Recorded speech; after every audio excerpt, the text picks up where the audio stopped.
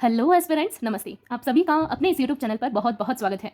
जैसा कि आप सभी को पता है कि आरपीएससी सेकंड ग्रेड जो 2026 की वैकेंसी है उसकी बहुत सारे एस्पिरेंट्स तैयारी कर रहे हैं। बट हिंदी मीडियम वाले स्टूडेंट्स को ऑनलाइन कोर्सेज में मिल जाते हैं, यूट्यूब पर बहुत सारी क्लासेस भी हैं और बुक्स भी उनको अच्छी खासी अवेलेबल होती है।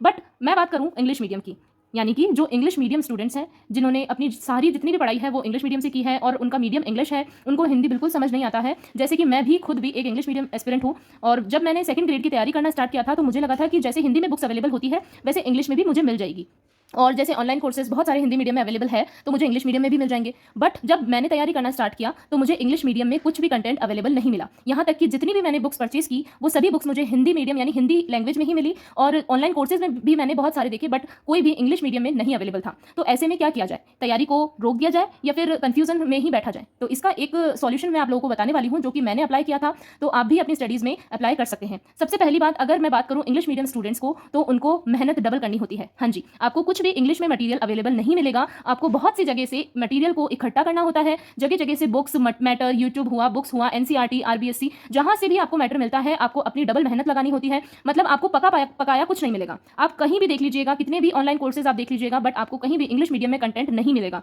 क्योंकि इंग्लिश मीडियम के जो स्टूडेंट्स होते हैं उनकी जो नंबर होती है, उनकी जो क्वांटिटी होती है वो कम होती है। मतलब इतने ज़्यादा बच्चे इंग्लिश मीडियम के नहीं होते हैं और आपको 90% जो एस्पिरेंट्स हैं वो हिंदी मीडियम से ही मिलेंगे। इसलिए जो ऑनलाइन कोर्सेज वाले हैं वो भी हिंदी मीडियम में ही पढ़ाते हैं, क्योंकि अगर वो इंग्लिश मीडियम में पढ़ाने लगेंगे तो उनके कोर्सेज कोई खरीदेंगे नहीं, क्योंकि इतना इंग्लिश मीडियम का वेटेज, मतलब स्टूडेंट्स का वेटेज इतना नहीं है हिंदी मीडियम के कंपैरिजन में। तो इसीलिए हमें खुद को ज़्यादा मेहनत करनी होगी, क्योंकि देखिए जब हमें कोई गाइड करने वाला ही नहीं रहेगा तो हमें हमारी मेहनत ज़्यादा करनी होगी। तो इसीलिए आज मैं कुछ टिप्स आप लोगों को बताने वाली हूँ जो कि मैंने खुद ने फॉलो किए हैं। अगर आपकी थोड़ी बहुत हिंदी अच्छी है, आप हिंदी भाषा में अगर जीके कवर कर सकते हो तो आप अच्छी अच्छी बुक्स जीके की जिसकी लैंग्वेज आपको समझ आ जाए, ईजी लैंग्वेज वाली बुक आप परचेज कर लीजिए और उससे अपना फर्स्ट पेपर आपको तैयार करना है। जैसे कि मैं मेरा बताऊँ तो मैंने नाथ पब्लिकेशन की बुक से मेरा जो जीके था वो मैंने बहुत हद तक अच्छे से प्रिपेयर कर लिया था, क्योंकि नाथ पब्लिकेशन की बुक जो थी उसकी लैंग्वेज मुझे बहुत ही आसान लगी थी और बहुत ही समझ में आ जाए ऐसी लैंग्वेज थी। तो इसीलिए मैं आपको कहूँगी अगर आप जीके हिंदी में कवर कर सकते हैं तो आप हिंदी में उसे कवर कर लीजिए। बहुत अच्छी अच्छी बुक्स हैं मार्केट में, उन्हें आप लीजिए और बहुत अच्छे से आप उनसे जीके को यानी फर्स्ट पेपर को कवर कर सकते हैं। फर्स्ट पेपर में हमारे पास में जीके के अलावा करंट अफेयर्स होता है और साइकोलॉजी होता है। साइकोलॉजी के लिए अगर आपको बायलिंगुअल बुक चाहिए तो बायलिंगुअल बुक आपको वंदना जादौन मैम की बहुत अच्छी अवेलेबल हो जाएगी, इजीली मार्केट में मिल जाएगी।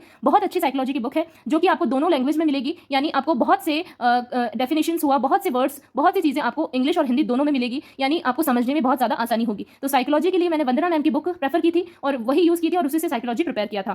करंट के लिए आप क्या कर सकते हैं, मूमल या क्रोनोलॉजी की पत्रिका ले सकते हैं, या फिर करंट के लिए बायलिंगुअल यूट्यूब पर सीरीज भी चलती है वो आप ले सकते हो। ठीक है, तो वहाँ से आप अपना करंट प्रिपेयर कर लीजिए। लेकिन हमारे पास में जो मोटा मोटा जो मेन है वो है जीके। तो जीके अगर आप हिंदी मीडियम में कवर कर सकते हैं तो आपके लिए बहुत अच्छा होगा। नहीं तो आपको आरबीएससी की बुक्स इंग्लिश मीडियम में जो अवेलेबल है वो आप पढ़िए, एनसीईआरटी पढ़िए। इंडिया का जीके आप एनसीईआरटी क्लास 11th की जो एनसीईआरटी की बुक चलती है इंडिया जीके, आप वहां से प्रिपेयर कर सकते हैं। लेकिन मैं आपको यही कहूंगी कि आपको अगर 50% भी हिंदी आती है तो आप अच्छे से कोई भी एक अच्छी सी गाइड लेकर के जीके आप वहां से तैयार कर सकते हैं। अगर मैं बात करूं सेकंड पेपर की, सेकंड पेपर में जो भी साइंस से है, जैसे कि मैं साइंस से हूँ, मेरा जो सेकंड पेपर है वो है साइंस। ठीक है, सेकंड पेपर, तो सेकंड पेपर के लिए साइंस के लिए आपको कहीं भी कोई भी ऑनलाइन कोर्स नहीं मिलेगा। मैंने अपने 4 महीने पिछली वाली वैकेंसी में बहुत ज़्यादा वेस्ट कर दिए थे, क्योंकि मुझे हिंदी बिल्कुल समझ नहीं आती थी और कोई भी ऑनलाइन कोर्सेज इंग्लिश में अवेलेबल नहीं थे। तो मेरा सिलेबस ही पूरा नहीं हो पाया था इस वजह से, और मैंने जो गलतियाँ की है वो मैं आप लोगों को नहीं कहूँगी कि आप वो करिए। ठीक है, तो ये वीडियो बनाने का मेरा यही मोटिव है कि मैं आप सभी को वो चीज़ें बता सकूँ जो मैंने फेस की है। तो इसीलिए मैं आपको कहूँगी सबसे ज़्यादा, देखिए आपको एनसीईआरटी तो दोनों लैंग्वेजेस में मिल जाएगी, हिंदी और इंग्लिश, है ना। तो आप क्या करिए, एनसीईआरटी पर ज़्यादा जोर दीजिए। बायोलॉजी, केमिस्ट्री, फिजिक्स आप तीनों 11-12 की एनसीईआरटी से प्रिपेयर कीजिए। और एनसीईआरटी की जो नीट की क्लासेस चलती है, फिजिक्स वाला का यूट्यूब चैनल है एनसीईआरटी वाला, वहां से आप अच्छे से अपने नोट्स प्रिपेयर कीजिए एनसीईआरटी के।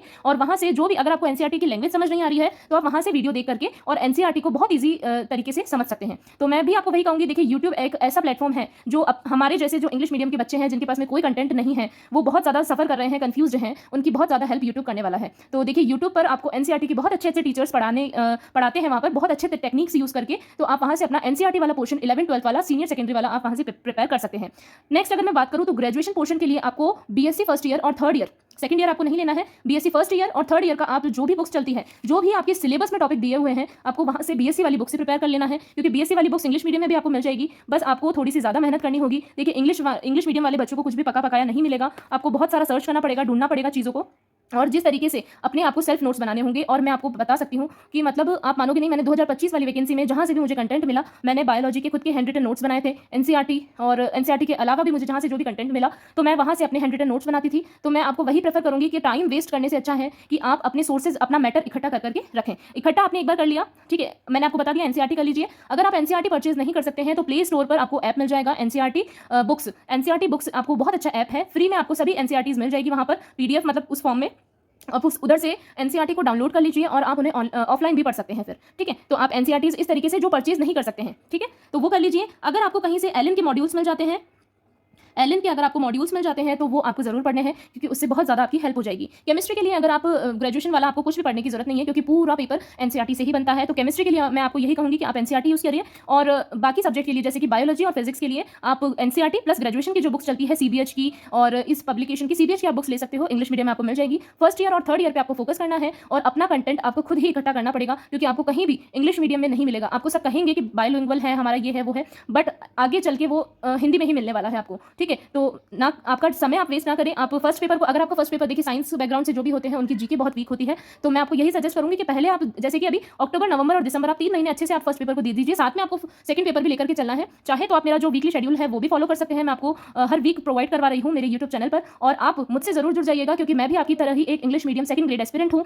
और हम साथ मिलकर के इस 2026 वाली वैकेंसी में वरिष्ठ अध्यापक जरूर बनेंगे। इसी के साथ आज की इस वीडियो में इतना ही। आई होप जो भी इंग्लिश मीडियम स्टूडेंट्स हैं उनके कंफ्यूजन और डाउट क्लियर हो गए होंगे। मिलती हूँ आपसे नेक्स्ट वीडियो में, तब तक के लिए ऑल द बेस्ट। और हाँ, चैनल को सब्सक्राइब करना मत भूलिएगा, और वीडियो को सभी इंग्लिश मीडियम स्टूडेंट्स के साथ में शेयर जरूर करिएगा।